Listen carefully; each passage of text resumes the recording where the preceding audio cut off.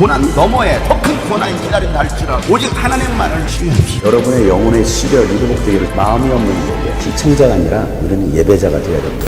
할렐루야. 오늘은 예수님께서 부활하신 거룩한 주일입니다. 이 부활의 아침에 대한민국과 우리 모든 성도들의 삶에 부활의 기쁨이 넘치기를 주의 이름으로 축복합니다. 함께 나눌 말씀은 마가복음 16장입니다. 안식일이 지났을 때에 막달라 마리아와 야고보의 어머니 마리아와 살로메는 가서 예수께 발라드리려고 향료를 샀다. 그래서 일의 첫날 새벽 해가 막 돋은 때에 무덤으로 갔다. 그들은 누가 우리를 위하여 그 돌을 무덤 어귀에서 굴려내 주겠는가 하고 서로 말하였다. 그런데 눈을 들어서 보니 그 돌덩이는 이미 굴려져 있었다. 그 돌은 엄청나게 컸다. 그 여자들은 무덤 안으로 들어가서 웬 젊은 남자가 흰 옷을 입고 오른쪽에 앉아있는 것을 보고 몹시 놀랐다. 그가 여자들에게 말하였다. 놀라지 마시오. 그대들은 십자가에 못 박히신 나사렛 사람 예수를 찾고 있지만 그는 살아나셨소. 그는 여기에 계시지 않소. 보시오. 그를 안장했던 곳이요. 그러니 그대들은 가서 그의 제자들과 베드로에게 말하기를 그는 그들보다 먼저 갈릴리로 가실 것이니 그가 그들에게 말씀하신 대로 그들은 거기에서 그를 볼 것이라고 하시오.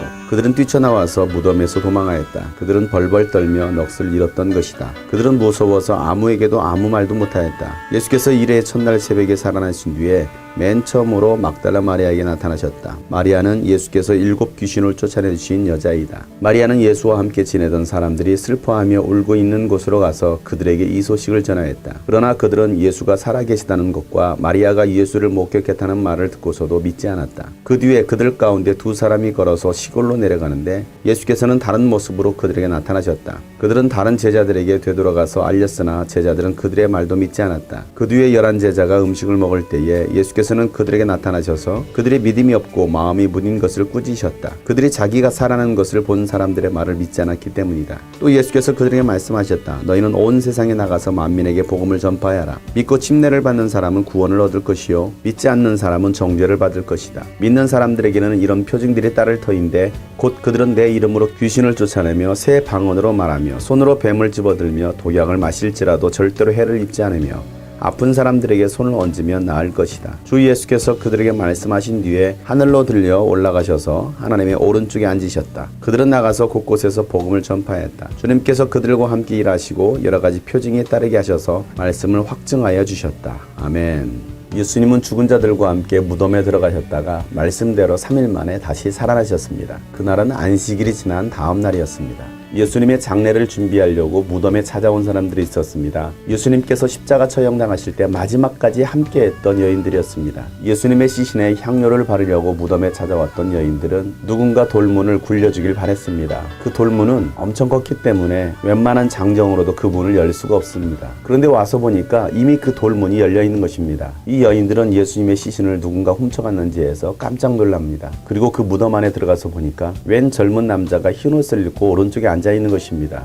그리고 예수님의 시신은 없어졌습니다. 흰옷을 입은 천사가 말을 합니다. 놀라지 말라. 십자가에 못 박히신 나사렛 예수는 다시 살아나셨다. 그러니 너희들은 제자들에게 가서 예수님께서 말씀하신 대로 제자들보다 먼저 갈릴리에 가실 것이고 그들은 그곳에서 예수님을 볼 것이라고 전달하고 말합니다. 여인들은 놀라서 뛰쳐나와 무덤에서 도망칩니다. 얼마나 무서웠던지 벌벌 떨면서 정신이 나갔습니다. 그리고 그들은 아무 말도 하지 못했습니다. 예수님의 부활을 제일 먼저 목격한 사람들이었습니다. 그들이 누굽니까? 막달라 마리아는 7 귀신 들렸던 여인으로서 예수님께서 고쳐주신 여인이었습니다. 이 여인은 예수님을 너무나 사랑했기 때문에 자신의 가장 귀한 옥합을 깨뜨려 예수님의 머리에 부어드리고 눈물로 예수님의 발을 닦아줬던 여인입니다.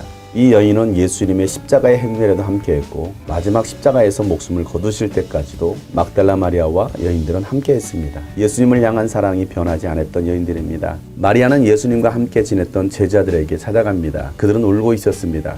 예수님의 죽음을 슬퍼하고 있는 그들에게 예수님께서 부활하셨음을 마리아는 전합니다. 그러나 제자들은 마리아가 예수님을 목격했다는 그 말을 듣고서도 믿지 않습니다. 신기하지 않습니까? 예수님과 함께했던 제자들이 예수님의 부활을 믿지 않습니다. 그들 가운데 2 사람이 고향 엠마오로 가는 길에 예수님께서 그들을 찾아오십니다. 예수님은 그 제자들에게 구약에서 약속하신 예수님에 관한 말씀을 잘 풀어줍니다. 그러자 그들은 그 말씀을 듣고 가슴이 뜨거워지고 부활하신 예수님인 것을 알게 됩니다. 그래서 이 제자들이 다시 예루살렘으로 올라가서 다른 제자들에게 예수님이 부활하셨다라고 예수님을 만났다라고 전합니다. 그런데 그 제자들도 그들의 말을 믿지 않습니다. 오늘날도 마찬가지입니다. 예수님 부활하셨다라고 예수님 살아계신다라고 전하지만 사람들은 믿지 않습니다. 않습니다. 세상 사람들은 말할 것도 없고 교회 안에서조차도 부활하신 예수님을 믿지 못합니다. 제자이고 종교적 의식은 갖추고 교회를 다니지만 정작 그 마음 가운데 부활하신 예수, 살아계신 예수 그리스도를 제대로 알지 못하고 믿지 못하고 있습니다.